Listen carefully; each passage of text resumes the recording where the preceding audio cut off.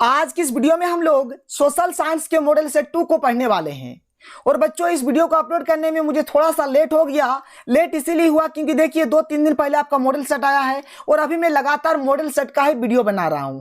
तो वीडियो बनाने से पहले मुझे क्या करना पड़ता है कि सबसे पहले स्लाइड बनाना पड़ता है। तो सबसे पहले मैं स्लाइड बनाता हूं, फिर मैं वीडियो बनाता हूं, फिर मैं उस वीडियो को एडिट करता हूं, फिर मैं उस वीडियो को अपलोड करता हूं। और देखिए, अपलोड करना तक ही सीमित नहीं है, उसके आगे भी बहुत सारा काम करना पड़ता है, जिससे मैं लगातार 2 दिन से रात को मैं ठीक ढंग से सो नहीं पा रहा हूं। मैं लगभग 12:30 या फिर 1 बजे 2 दिन से सो रहा हूं, जिसके चलते मैं पूरी थक गया था। इसलिए मैं दिन को थोड़ा सा रेस्ट ले लिया और अभी मैं इस वीडियो को अपलोड कर रहा हूं। एक्चुअल में अभी वीडियो बनाया, फिर एडिटिंग करके अभी मैं अपलोड कर रहा हूं। तो बच्चों, आज की इस वीडियो में हम लोग भूगोल यानी कि ज्योग्राफी के कंप्लीट सॉल्यूशन को देखने वाले हैं। तो चलिए एक एक करके हम लोग सारे क्वेश्चंस को देखते हैं। तो हमारे पास जो पहला क्वेश्चन है बच्चों, क्वेश्चन नंबर 14। देखिए, क्वेश्चन नंबर 13 तक हमने पढ़ लिया है, जो कि इतिहास का था। इतिहास का एक ही वीडियो में आपको कंप्लीट सॉल्यूशन मैंने आपको बताया था। जो भी ऑब्जेक्टिव क्वेश्चन है, लॉन्ग क्वेश्चन, शॉर्ट क्वेश्चन, यानी जो भी क्वेश्चन था एक ही वीडियो में मैंने आपको बता दिया। अगर आपने नहीं देखा तो आप उसे देख सकते हैं। तो चलिए बात करते हैं, यहाँ पर भी हम लोग यहाँ पर भी टोटल क्वेश्चन को देखेंगे, लॉन्ग हो, शॉर्ट हो, वेरी शॉर्ट हो, ऑब्जेक्टिव हो, सबको। ठीक है, क्वेश्चन नंबर 14 क्या कहता है कि सरकार निम्नलिखित में से कौन सी घोषणा फसलों को सहायता देने के लिए करती है। ठीक है, तो सरकार कौन सी घोषणा करती है? तो इसका सही आंसर है जो ऑप्शन नंबर सी, यानी कि न्यूनतम सहायता मूल्य। तो ये सरकार ये घोषणा मतलब ये सहायता करती है सरकार। कोई दिक्कत नहीं है, समझ में आया? तो इसका जो सही आंसर होगा 14 नंबर क्वेश्चन का ये होगा option number C. Question number 15 देखिए, झारखंड में स्थित कोडरमा निम्नलिखित में किस खनिज का अग्रणी उत्पादक है? यानी जो हमारा झारखंड का जो कोडरमा है, देखिए झारखंड का बात आ रहा है, अच्छी बात है क्योंकि हम लोग भी झारखंड से है। तो झारखंड में स्थित जो कोडरमा है वह किस खनिज के लिए फेमस है, मतलब वहां से कौन सा खनिज सबसे अधिक मात्रा में निकलता है? तो इसका सही आंसर होगा सर अब्रक, यानी कोडरमा से अधिक मात्रा में अब्रक निकलता है।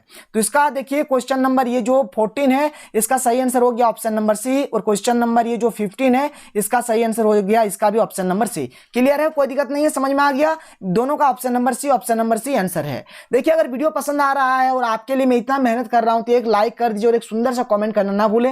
चलिए आगे एकदम हर एक क्वेश्चन को भी हम लोग बहुत ही सिंपल तरीके से देखेंगे। अगला क्वेश्चन देखिए, क्वेश्चन नंबर 16 क्या है कि किस मिट्टी में लोह धातु की अधिकता होती है? ठीक है, तो लोह धातु यानी कि जो लोहा का जो धातु होता है किसमें अधिक मात्रा में होता है? तो लेटराइट मिट्टी, जो लेटराइट मिट्टी होता है ना, उसमें सबसे अधिक लोहे का भाग होता है, इनके मात्रा होता है। क्वेश्चन नंबर 70 देखिए क्या है कि इनमें से कौन सी खरीफ फसल है? खरीफ फसल आपको बताना है। तो देखिए, मैंने आपको खरीफ फसल, रबी फसल, नकदी फसल ये सब का ट्रिक बताया था। तो खरीफ फसल का ट्रिक क्या था कि अरे गधा बाजा मत बजा। तो गधा से गेहूं था, गधा से गेहूं था, तो बस इसका सही आंसर क्या हो जाएगा? गेहूं होगा, बस कहानी खत्म। इस प्रकार से आपको बताना है। तो गेहूं जो है ये क्या है? एक खरीफ फसल है। तो यहां पर हमारा क्या होता है, जो भी मतलब 1 अंक वाले क्वेश्चन से यानी कि जो ऑब्जेक्टिव क्वेश्चन से खत्म हो जाते हैं और यहां से हमारा 2 मार्क्स वाले, 3 मार्क्स वाले, 4 मार्क्स वाले या फिर 5 मार्क्स वाले क्वेश्चन से स्टार्ट होते हैं। तो चलिए एक एक करके देखते हैं सारे क्वेश्चंस को। देखिए सर क्या है क्वेश्चन नंबर 18 क्या है कि गैर परंपरागत स्रोत ऊर्जा स्रोत क्या है? मतलब गैर परंपरागत ऊर्जा स्रोत के बारे में आपको बताना है।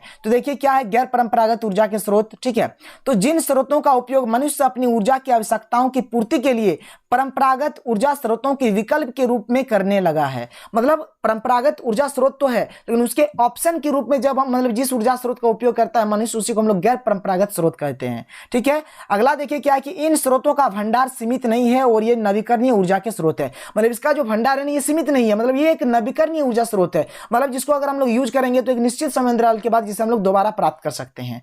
आगे देखिए कि इन ऊर्जा स्रोतों के उपयोग से प्रदूषण नहीं फैलता है। मतलब अगर हम लोग गैर परंपरागत ऊर्जा स्रोत का उपयोग करेंगे तो इससे प्रदूषण नहीं फैलेगा। इसका एग्जांपल देख लीजिए कि जैसे सौर ऊर्जा, पवन ऊर्जा, जवारी ऊर्जा गैर परंपरागत ऊर्जा स्रोत के उदाहरण है। क्लियर है बात, समझ में आया? मान के चलिए कि अगर आप एग्जाम में इसको नहीं लिख पाते हैं तो आप ये 3 पॉइंट लिख दीजिए, कहानी खत्म। क्योंकि यहाँ पर आपको 2 मार्क्स दिया जाएगा, तो 2 मार्क्स के लिए सबसे बेस्ट है कि आप 2 पॉइंट लिखिए, कहानी खत्म। जितना नंबर उतना पॉइंट, जितना नंबर उतना पॉइंट लिख दीजिए और आपका काम बन गया। तो ये तो इस क्वेश्चन का आंसर। आगे बढ़ते हैं, अगला क्वेश्चन देखते हैं, क्वेश्चन नंबर 19। बहुत ही इंपॉर्टेंट क्वेश्चन है और ये क्वेश्चन जो है 4 नंबर में है। ठीक है, यानी कि 4 नंबर मिलेगा यहां से। मृदा का संरक्षण क्यों आवश्यक है? देखिए इस क्वेश्चन के आंसर को मैंने बहुत ही सही ढंग से लिखा है, बहुत ही अच्छे तरीके से लिखा था कि अगर आप एक बार पढ़ेंगे तो आपका याद हो जाएगा। ठीक है, देखिए क्या है सर कि मृदा संरक्षण इसलिए आवश्यक है क्योंकि मृदा प्रकृति का एक अनुपम उपहार है। मृदा का संरक्षण करना चाहिए क्योंकि मृदा हमें प्रकृति द्वारा प्राप्त हुआ है, इसीलिए नहीं क्योंकि देखिए मृदा में क्या है कि इसी मृदा में हम लोग खेती करते हैं, जिसमें फसल होता है और उसी फसल का उपयोग हम लोग खाने के रूप में करते हैं। क्लियर है? जो मृदा है, मृदा में हम लोग खेती करते हैं तो वहां से फसल होता है और उसी फसल का यूज हम लोग किस में करते हैं? खाने के रूप में करते हैं। इसलिए मृदा का हमें क्या करना चाहिए? संरक्षण करना चाहिए। आगे देखिए कि अगर हम लोग मृदा का संरक्षण नहीं करेंगे तो मृदा की उपजाऊ शक्ति कम हो जाएगी, जिससे फसल सही ढंग से नहीं होगा और बहुत सारे किसानों के लिए समस्याएं खड़ी हो जाएगी। क्लियर है? समझ में आ रहा है कि देखिए अगर हम लोग मृदा का संरक्षण नहीं करेंगे तो मृदा की जो उपजाऊ शक्ति है ना वह धीरे धीरे कम हो जाएगी, जिससे फसल सही ढंग से नहीं होगा और इससे बहुत सारे किसानों को बहुत ही दिक्कत होगी, बहुत ही प्रॉब्लम होगा उन लोगों को। ठीक है? आगे देखिए, मृदा निर्माण की प्रक्रिया एक धीमी प्रक्रिया है, इसलिए हमें मृदा का संरक्षण करना चाहिए। जो मृदा निर्माण होता है, मृदा का निर्माण जो है ना, ये जो प्रक्रिया है, ये जो प्रोसेस है, ये एक बहुत ही स्लोली प्रोसेस है, यानी कि धीमी प्रक्रिया है, इसलिए हमें मृदा का संरक्षण करना चाहिए।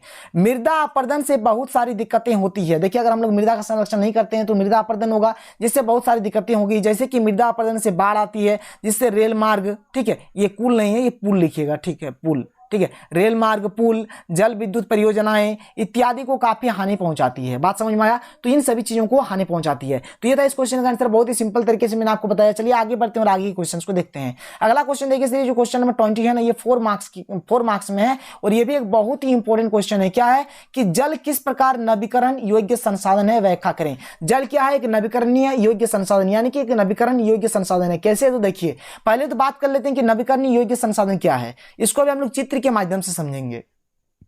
तो ऐसे संसाधन जो कभी समाप्त नहीं होते तथा एक बार उपयोग करने के बाद एक निश्चित समय अंतराल के बाद जिन्हें दोबारा प्राप्त किया जा सकता है, इस प्रकार के संसाधन को नवीकरणीय संसाधन कहते हैं। इस परिभाषा के आधार से देखा जाए तो जल भी एक नवीकरणीय योग्य संसाधन है। बात समझ में आया?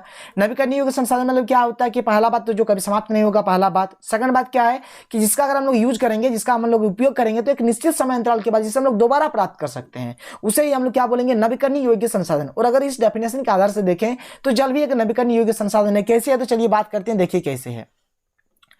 हम जानते हैं कि पृथ्वी में 3 भाग जल एवं 1 भाग स्थल है। क्लियर है? हम सभी जानते हैं कि हम बोलते भी है हम लोग कि पृथ्वी में 3 भाग जल है और 1 भाग स्थल है, और यह जल समुद्रों, नदियों, झीलों और खेतों में है। ये जो जल है समुद्रों में है, नदियों में है, झीलों में है, खेतों में है, तालाबों में है, कुओं में, ये सब में है। ठीक है?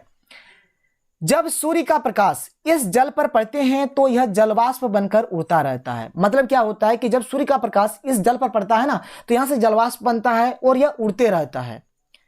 फिर जब यह जलवाष्प ठंडे हो जाते हैं तो बादल का रूप ले लेते हैं, जिससे वर्षा होती है और यह जल फिर हमारी पृथ्वी पर वापस आ जाती है, जिसे जल चक्र कहा जाता है।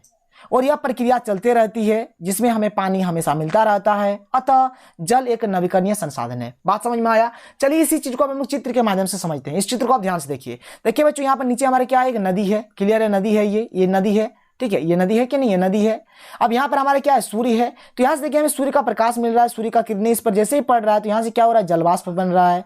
जलवाष्प बनकर ये क्या हो रहा है? ऊपर उड़ रहा है। और ये जलवाष्प जब क्या होता है? जब ठंडा हो जाता है तो ये बादल का रूप ले लेता है, और यही बादल क्या होता है? फिर आगे चलकर वर्षा का रूप ले लेकर यह बरसता है और यह पुनः नदी में आ जाता है। तो इस प्रकार से देखिए एक चक्र चल रहा है जिसे हम लोग जल चक्र बोलते हैं, और यहाँ से पानी की कभी समस्याएं नहीं होती है, मतलब पानी कभी समाप्त नहीं होता है। और यह क्या है? एक नवीकरणीय योग्य संसाधन है। क्लियर है? कैसा होता है कैसा नहीं? तो बिल्कुल सिंपल से आपको इसी प्रकार से आपको एग्जाम में चित्र बना देना है। कोई दिक्कत वाली बात नहीं है, आप बना सकते हैं। कोई यहाँ पर हार्ड चित्र नहीं कि जो आप बना नहीं पाएंगे, बना लेंगे। अच्छी बात है, चित्र बनाएंगे तो आपको अच्छा खासा नंबर मिलेगा। चलिए आगे बात करते हैं। अगला क्वेश्चन देखिए क्या है सर, कि चाय को उगाने के लिए अनुकूल भौगोलिक परिस्थितियों का विवरण दें। और ये क्वेश्चन और यानी कि अथवा में है। या तो आप पिछले वाले क्वेश्चन का आंसर दीजिए, यानी कि जल वाला जो था, या फिर आप इस क्वेश्चन का आंसर दीजिए। देखिए इस क्वेश्चन को कुछ इस ढंग से भी पूछा जा सकता है। इसको आपको पूछा जाएगा कुछ इस प्रकार से, चाय कृषि के लिए उपयुक्त भौगोलिक दशाओं का वर्णन करें एवं इसके 4 प्रमुख उत्पादक राज्यों के नाम लिखें। इस टाइप से पूछा जा सकता है। या फिर एक पेय फसल का नाम बताएं तथा उसको उगाने के लिए अनुकूल भौगोलिक परिस्थितियों का विवरण दें। तो मतलब क्वेश्चन किसी भी ढंग से पूछा जा सकता है, तो आपको इसी प्रकार से बताना है। देखिए यहाँ पर जैसे कि पेय फसल कहा गया, तो या तो आप चाय के बारे में बता सकते हैं, कॉफी के बारे में बता सकते हैं। तो आप चाय कॉफी दो ठो काहे पढ़ेंगे? एक चाय ही पढ़ लीजिए और इसका भी आंसर आप इसी में दीजिएगा। क्लियर है? तो चलिए बात करते हैं चाय में क्या है। तो देखिए बच्चों, चाय कृषि के लिए उपयुक्त भौगोलिक दशाओं का वर्णन निम्नलिखित प्रकार से है। पहला बात, चाय क्या है? तो चाय एक नगदी फसल है। चाय की कृषि रोपण कृषि का एक उदाहरण उदाहरण है। आजकल भारत के लोग चाय के दीवाने हो चुके हैं। आजकल भारत के लोग सुबह शाम चाय पीते हैं। बात समझ में आया? मतलब चाय को भी एक गर्लफ्रेंड बना लिया है। सुबह शाम इन लोग चाय के ऐसे दीवाने हो गए हैं कि सुबह शाम इसको पीते हैं। मतलब एक दीवानापन सा लग गया है चाय के साथ। और पहला बात जान लीजिए, चाय क्या है? एक नगदी फसल है और चाय रोपण कृषि का एक उदाहरण है। क्लियर है? समझ में आ रहा है? चलिए आगे बढ़ते हैं। देखिए चाय में क्या है। भारत के लोग पहले चाय नहीं पीते थे। हमारे देश भारत में चाय अंग्रेज लेकर आए थे। पहले हमारे देश के लोग चाय नहीं पीते थे, जो अंग्रेज थे वही भारत में चाय लेकर आए थे। एक्चुअल में वो चाय के बिजनेस से ही भारत आए थे। फिर देखा भारत में वो लूटपाट के चल गया, वो तो अलग बात है, छोड़िए, वो तो हम लोग हिस्ट्री में देखेंगे, अभी तो ज्योग्राफी पढ़ रहे हैं। चाय की खेती लेटराइट मिट्टी में अच्छी होती है। देखिए मिट्टी का बात किया जाए तो लेटराइट मिट्टी में सबसे अधिक मतलब अच्छी मात्रा में चाय होती है। चाय की जो खेती होती है लेटराइट मिट्टी में सबसे बेस्ट है। चाय की खेती के लिए तापमान 20 डिग्री सेल्सियस से 30 डिग्री सेल्सियस होना चाहिए। जो तापमान होगा ना, या 20 डिग्री सेल्सियस से लेकर 30 डिग्री सेल्सियस तक होना चाहिए। दो बात क्लियर हो गया। चाय की खेती के लिए वार्षिक वर्षा 150 सेंटीमीटर से 200 सेंटीमीटर होना चाहिए। बात समझ में आया? होना चाहिए लिख लीजिएगा यहाँ पर आप, चाहिए। क्लियर है? मतलब चाय की खेती के लिए जो वार्षिक वर्षा है वो कैसा होना चाहिए? 150 सेंटीमीटर से लेकर 200 सेंटीमीटर होना चाहिए। चाय की खेती के लिए सस्ते में अच्छे लेबर की आवश्यकता होती है। चाय की खेती के लिए सस्ते में हमें अच्छे लेबर की आवश्यकता पड़ती है। और चाय के 4 प्रमुख उत्पादक राज्य कहाँ कहाँ चाय होता है? असम में, पश्चिम बंगाल, तमिलनाडु और केरल, ये सब जगहों में चाय पाया जाता है। क्लियर है? समझ में आया? आगे बढ़े, चलिए अगला क्वेश्चन देखते हैं। सर क्या है कि भारत में कोयले के वितरण का वर्णन कीजिए। ठीक है, वर्णन कीजिए। मतलब भारत में कोयले का वितरण किस प्रकार से है। ये जो क्वेश्चन है, इस क्वेश्चन को आपसे कुछ इस ढंग से भी पूछा जा सकता है कि भारत में कोयले के वितरण पर प्रकाश डालें, इस प्रकार से भी पूछा जा सकता है। तो देखिए बच्चों, इसका आंसर बहुत ही सिंपल तरीके से मैंने लिखा हुआ है कि कोयला एक बहुत ही महत्वपूर्ण खनिज है। भारत के अधिकतर लोग कोयला को जलाकर खाना पकाते हैं। कोयला क्या है? एक बहुत ही इंपॉर्टेंट खनिज है और भारत के अधिकतर लोग कोयला से ही खाना बनाते हैं। अभी तो मोदी सरकार एलपीजी गैस दे दिया है तो अधिकतर लोग एलपीजी से भी खाना बनाते हैं, लेकिन अभी भी आप देखेंगे कि अधिकतर घरों में कोयला जलाकर ही खाना बनाया जाता है। इसका उपयोग बहुत सारे बड़े बड़े उद्योगों में किया जाता है और इसका उपयोग बहुत सारे बड़े बड़े उद्योगों में होता है। भारत में लगभग देखिए कितना है? 21,400 करोड़ टन कोयले का भंडार है। आजकल भारत में हर साल 33 करोड़ टन कोयला निकाला जाता है। देखिए भारत में कोयले का भंडार इतना है और हर साल 33 करोड़ टन कोयला निकाला जा रहा है। क्लियर है? समझ में आ रहा है? कोई दिक्कत वाली बात नहीं है। आगे बात करें, चलिए आगे देखते हैं। भारत में एंथ्रेसाइट, बिटुमिनस, लिग्नाइट इत्यादि प्रकार के कोयले पाए जाते हैं। मतलब जो हमारा देश भारत है, यहाँ पर एंथ्रेसाइट, बिटुमिनस, लिग्नाइट इस टाइप के कोयले पाए जाते हैं। हमारे धनबाद को भारत की कोयला नगरी तथा कोयला राजधानी के नाम से जाना जाता है। बात समझ में आया कि जो धनबाद है, अब आप अगर धनबाद के रहने वाले हैं तो आप लिख सकते हैं कि हमारे धनबाद, या फिर आप सिंपल सा धनबाद लिखिए, क्योंकि मैं धनबाद का ही हूँ इसलिए मैंने यहाँ पर हमारे धनबाद का यूज किया है। तो आप सिर्फ और सिर्फ धनबाद लिखिए, चलेगा। ठीक है? तो भारत में कोयला झारखंड, मध्य प्रदेश, छत्तीसगढ़, उड़ीसा, पश्चिम बंगाल, महाराष्ट्र, आंध्र प्रदेश, उत्तर प्रदेश इत्यादि से निकाला जाता है। क्लियर है? तो ये था इस क्वेश्चन का आंसर। चलिए अब आगे बढ़ते हैं और अगला क्वेश्चन देखते हैं। अगला क्वेश्चन सर एक इंपॉर्टेंट क्वेश्चन है और ये अथवा देके यानी कि और देके है। क्या है? उद्योगों द्वारा पर्यावरण निम्नीकरण की रोकथाम करने के लिए उठाए गए विभिन्न उपायों की चर्चा करें। मतलब जो पर्यावरण निम्नीकरण हो रहा है उसको रोकथाम के लिए, उसको रोकने के लिए कौन कौन से कदम उठाए गए हैं। तो देखिए बच्चों, इसका उत्तर क्या है कि उद्योगों द्वारा पर्यावरण निम्नीकरण को कम करने के उपाय निम्नलिखित है। क्या क्या है कि उद्योग को शहर से दूर लगाना चाहिए, क्योंकि उद्योग से हमेशा धुआं एवं जहरीली गैस निकलती रहती है। जो भी मतलब उद्योग, जो भी फैक्ट्रियां होता है, जो भी कारखाने होते हैं, उनको शहर से दूर लगाना चाहिए, क्योंकि ये जो फैक्ट्री है, ये जो कारखाना है, यहां से धुआं और जहरीली गैस निकलती रहती है। एक बात हो गया। वायु प्रदूषण को कम करने के लिए कारखानों में ऊंची चिमनियां को लगाने के निर्देश दिए गए हैं। बात समझ में आया? ये जो है ना, ये जो कारखाना, फैक्ट्री, जो उद्योग है, ये वायु प्रदूषण करता है। ठीक है? इसलिए मतलब ये ऑर्डर दिया जाता है कि आप लोग क्या कीजिए, जो चिमनी यहाँ होगा ना, तो उसको आप ऊंचे में लगाइए, ताकि जो भी मतलब प्रदूषण होगा वो ऊपर ऊपर ही चल जाए।